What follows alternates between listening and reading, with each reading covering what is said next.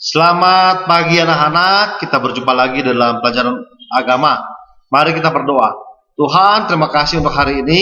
Kami boleh berkumpul di sini. Kiranya Kau memberkati guru kami dan kami agar boleh belajar dengan baik.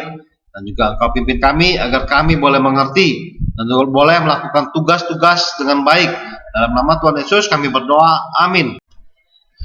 Ya anak-anak, hari ini adalah materinya gereja yang bersekutu. Mari kita dengarkan kisah para rasul 2. Selamat mendengarkan. Orang-orang yang menerima perkataannya itu memberi diri dibaptis, dan pada hari itu jumlah mereka bertambah kira-kira 3.000 jiwa. Mereka bertekun dalam pengajaran rasul-rasul dan dalam persekutuan. Dan mereka selalu berkumpul untuk memecahkan roti dan berdoa. Maka ketakutanlah mereka semua, sedang rasul-rasul itu mengadakan banyak mujizat dan tanda. Dan semua orang yang telah menjadi percaya tetap bersatu. Dan segala kepunyaan mereka adalah kepunyaan bersama. Dan selalu ada dari mereka yang menjual harta miliknya, lalu membagi-bagikannya kepada semua orang sesuai dengan keperluan masing-masing. Dengan bertekun dan dengan sehati mereka berkumpul tiap-tiap hari dalam bait Allah. Mereka memecahkan roti di rumah masing-masing secara bergilir dan makan bersama-sama dengan gembira dan dengan tulus hati sambil memuji Allah. Dan mereka disukai semua orang. Dan tiap-tiap hari Tuhan menambah jumlah mereka dengan orang yang diselamatkan.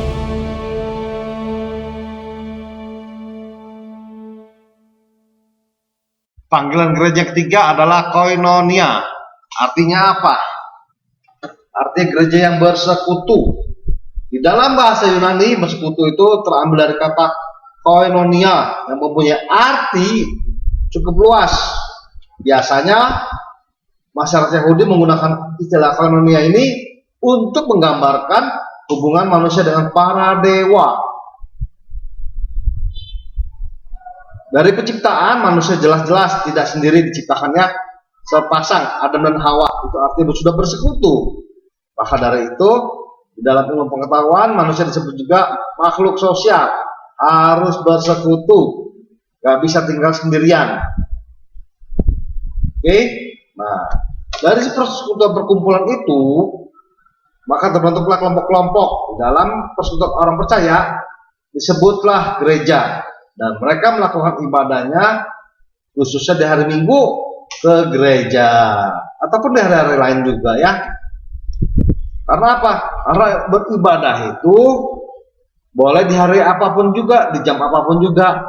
Bahkan ibadah tidak hanya terfokus pada gereja saja. Boleh di sekolahan, boleh di rumah-rumah, boleh juga di bawah jembatan kolong. Kenapa bisa begitu, Mister? Iya, saya pernah ikut pelayanan anak jalanan. Loh, mereka ibadah di bawah jembatan tol loh. Ibadah tetap ibadah, jadi nggak fokus hanya ke gereja saja. Siapa bilang harus ibadah ke gereja? Enggak juga ya, oke? Nah, tapi umumnya biasanya ke gereja. Kita lihat di dalam kisah Rasul pasal 2 tadi, apa saja yang dilakukan jemaat mula-mula tersebut? Mereka bertekun dan menerima pengajaran dari para rasul. Kalau saat ini sih ya, kita adalah para pengkhotbah, pendeta. Jemaat mula-mula juga melakukan memecahkan roti dan makan bersama, seperti yang diperintahkan oleh Tuhan Yesus untuk memperingati. Ya, suatu kebiasaan juga ada makan-makan bersama di mereka. Dan di beberapa gereja sekarang ini juga ada lakukan makan bersama. Contohnya di gereja A, saya nggak sebut merek ya. Sebelum doa ada cara makan dulu. Nah, ada juga yang sudah ibadah apa, ada cara makan juga. Itulah kebiasaan terjadi. Fungsinya apa? Ya, untuk saling berkenal ya, saling memahami ya, saling ketemu. Nggak ibadah datang, ibadah terus pulang ya, pulang aja kalau udah selesai. Enggak ya. Terus juga jemaat mulai itu berdoa bersama-sama. Yang lebih asiknya itu, yang lebih dahsyatnya, mereka berbagi harta miliknya loh. Ya, oh mereka tidak pelit-pelit, tidak hitung-hitungan. Mereka saling menolong intinya.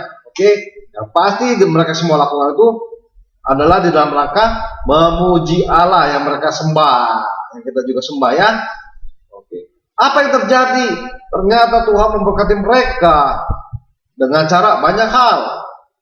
Kehidupan mereka saling harmonis, juga ditambahkan jumlah mereka makin lama makin banyak, dan juga orang-orang makin suka melihat perbuatan mereka yang baik sebagai sebuah yang indah, bukan sebagai batu sandungan.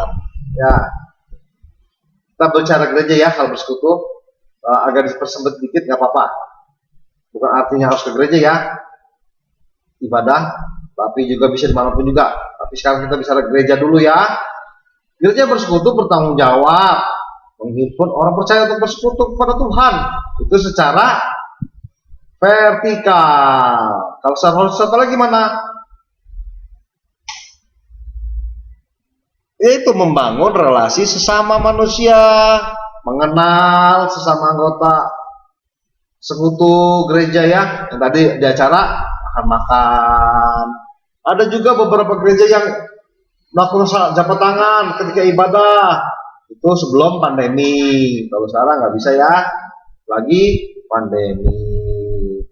Dan juga dalam persekutuan itu timbullah saling memberi kekuatan, menghibur, peduli, yang pasti peduli seperti tadi ya, berbagi harta milik, saling mendoakan. Oke, itulah yang dilakukan ketika kita bersekutu di gereja. Gereja berhasil adalah gereja membangun persatuan jemaatnya, sehingga jemaat bertumbuh secara kualitas maupun kuantitas. Kualitas itu mutu ya, kuantitas itu jumlah. Namun apa yang terjadi? Kebanyakan nih, ketika Natal dan Paskah jumlahnya membludak yang datang.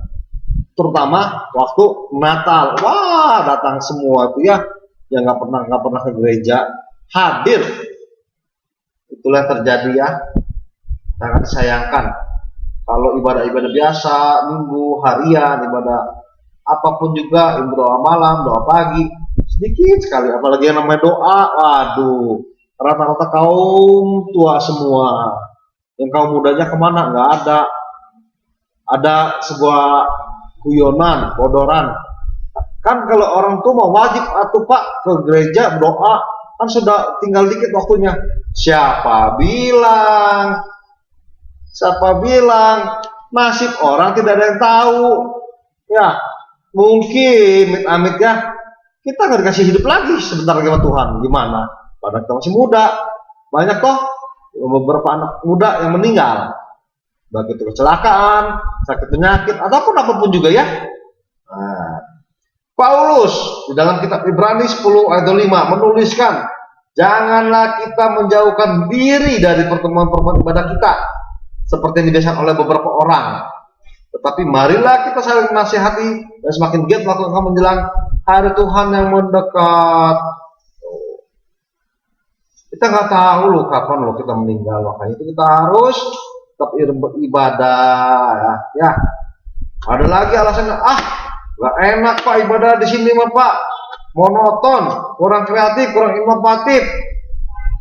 Ya, memang mungkin begitu keadaannya, tapi sebaiknya ikuti saja dulu ya. Kalau kita tertanam di satu gereja, kita menjadi anggota gereja, ya sudah di situ aja ya. Gitu. Ada beberapa teman saya dan juga saya sekali ya beribadah di tempat gereja lain untuk mencari inspiratif gitu. Nah itu ya. Ya kalau syukur-syukur kita dekat dengan kakak pembina atau pendeta, kita kasih saran, Pak, cara sana bagus loh Pak, mungkin kita bisa nggak? Gitu.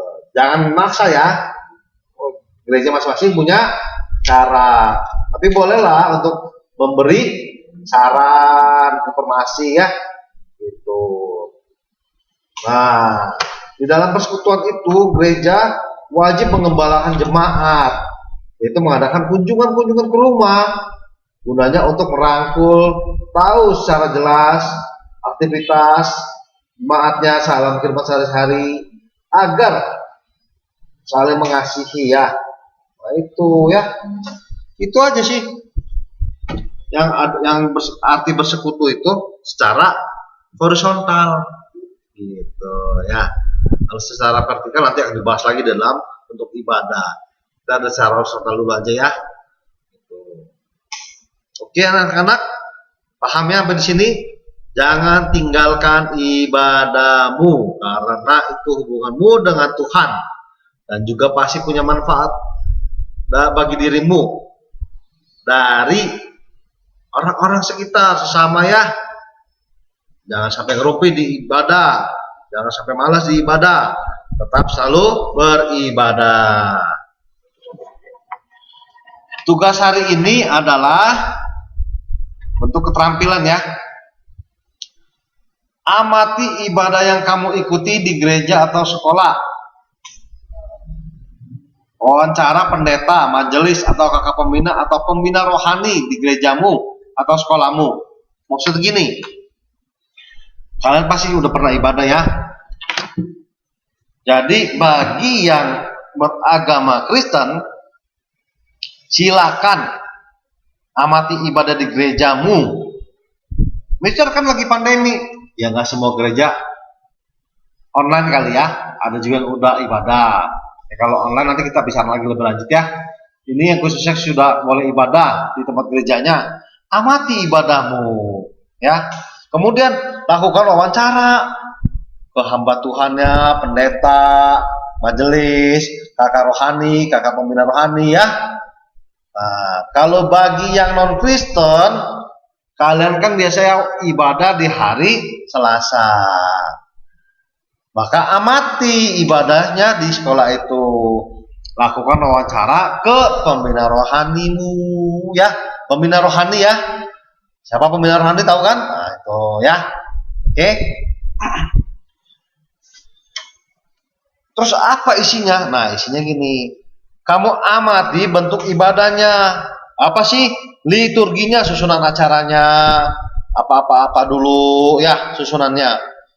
Biasa kalau gereja-gereja yang tertentu ada susunannya. Wah, enak banget tuh. Misalnya di warta tertulis, boleh foto aja, foto ya. Foto kirim ke saya ya. Nah, terus amati juga jenis alat musik apa aja yang dipakai. Misalnya full band atau piano aja atau gitar saja atau kendang saja ya.